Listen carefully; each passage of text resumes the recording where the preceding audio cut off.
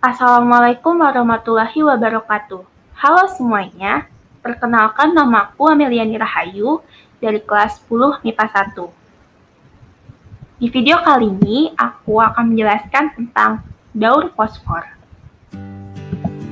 Kalian tahu nggak sih, ternyata nggak cuma sampah loh yang bisa didaur ulang, fosfor juga bisa didaur ulang. Tetapi proses daur ulang pada fosfor itu tidak sama ya dengan proses daur ulang pada sampah. Fosfor bisa didaur ulang melalui proses daur biogeokimia. Hah? Daur biogeokimia? Apa itu? Oke, jadi daur biogeokimia adalah peredaran unsur-unsur kimia dari lingkungan melalui komponen biotik dan abiotik, lalu kembali lagi ke lingkungan. Dinamakan daur biogeokimia karena melibatkan aspek biologis, juga aspek kimia. Fungsi daur biogeokimia adalah mengembalikan unsur kimia yang terpakai supaya bisa digunakan kembali. Berdasarkan zatnya, daur biogeokimia terbagi menjadi 3 jenis, yaitu cair, gas, dan padat. Cair contohnya yaitu adalah daur air. Yang kedua, gas contohnya yaitu adalah daur karbon dan daur nitrogen. Karena karbon dan nitrogen sebagian besar tersedia di atmosfer dalam bentuk gas. Yang ketiga, padat. Contohnya daur fosfor dan daur sulfur. Karena unsur ini banyak ditemukan dalam bentuk sedimen atau batuan. Tapi di video kali ini hanya daur fosfor ya yang akan saya jelaskan. Sebelum kita masuk ke pengertian apa itu daur fosfor, kalian tahu nggak sih apa itu fosfor? Fosfor dalam tabel periodik unsur merupakan unsur golongan ke-5A dan periode ketiga. Fosfor ini merupakan unsur non-logam. Fosfor berperan sebagai penyusun materi genetik, yaitu DNA dan RNA, penyusun energi seluler, berupa ATP atau adenosin trifosfat, juga sebagai penyusun membran sel. Fosfor di alam itu terdapat dalam 2 bentuk, yaitu fosfat organik dan fosfat anorganik. Senyawa fosfat organik merupakan senyawa fosfat yang terkandung dalam tubuh makhluk hidup, seperti manusia, tumbuhan, dan juga hewan. Fosfat anorganik merupakan senyawa fosfat yang ada di dalam benda mati, seperti tanah, batu, dan juga air. Karena fosfor memiliki sifat mudah mencair, maka tidak dapat ditemukan di udara bertekanan tinggi.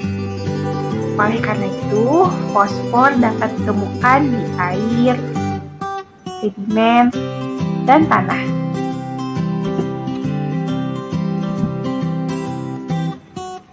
Daur fosfor adalah siklus yang melibatkan sumber fosfor, proses pada fosfor, sampai menghasilkan fosfor sehingga bisa digunakan kembali oleh makhluk hidup. Dalam daur biogeokimia, hanya fosfor loh yang siklusnya tidak melewati atmosfer. Karena itu tadi, fosfor memiliki sifat mudah mencair, maka tidak dapat ditemukan di udara bertekanan tinggi. Tahapan daur fosfor meliputi pelapukan, asimilasi, dekomposisi, dan sedimentasi.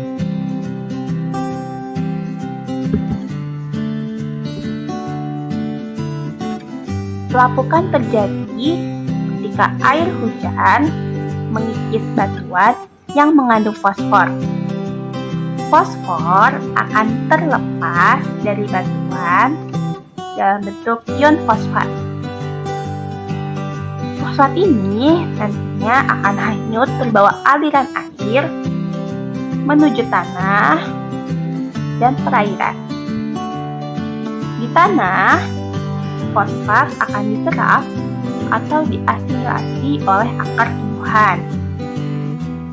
Tumbuhan dapat menyerap fosfat dalam bentuk fosfat anorganik. Fosfat ini nantinya akan digunakan tumbuhan sebagai penyusun membran sel, energi, dan lain-lain. Proses ini disebut sebagai asimilasi.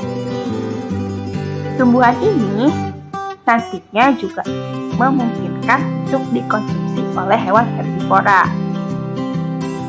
Kemudian, ketika ada hewan yang memakan tumbuhan tersebut, fosfat akan berpindah dari tumbuhan ke hewan. Fosfat dalam organisme ini berbentuk fosfat organik ya. Hewan pasti mengeluarkan kotoran kan?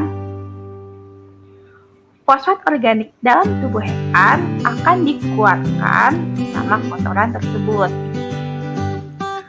Kotoran akan terurai atau terdekomposisi sehingga mengeluarkan fosfat organik ke lingkungan yang nantinya akan diubah kembali menjadi fosfat anorganik oleh dekomposer.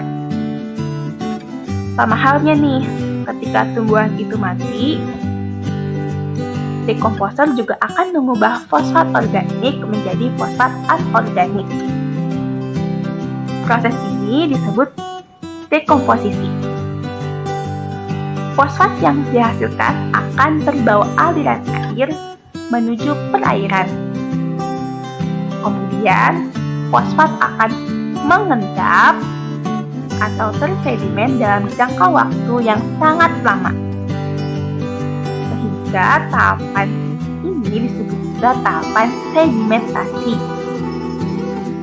Endapan ini nantinya akan membentuk batuan.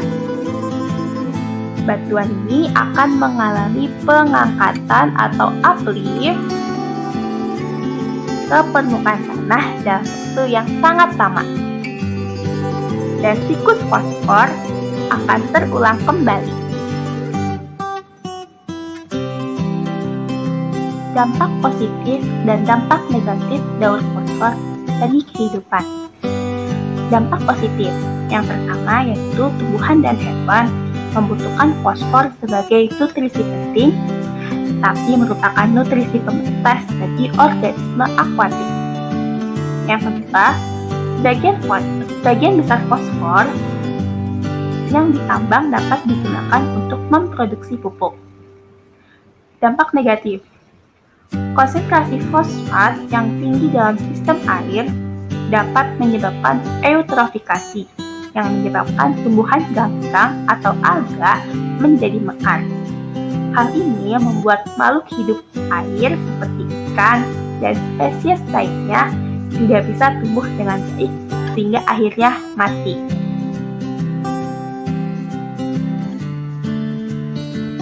Baik, sekian video penjelasan mengenai daur fosfor dari saya. Kurang lebihnya mohon maaf. Wassalamualaikum warahmatullahi wabarakatuh.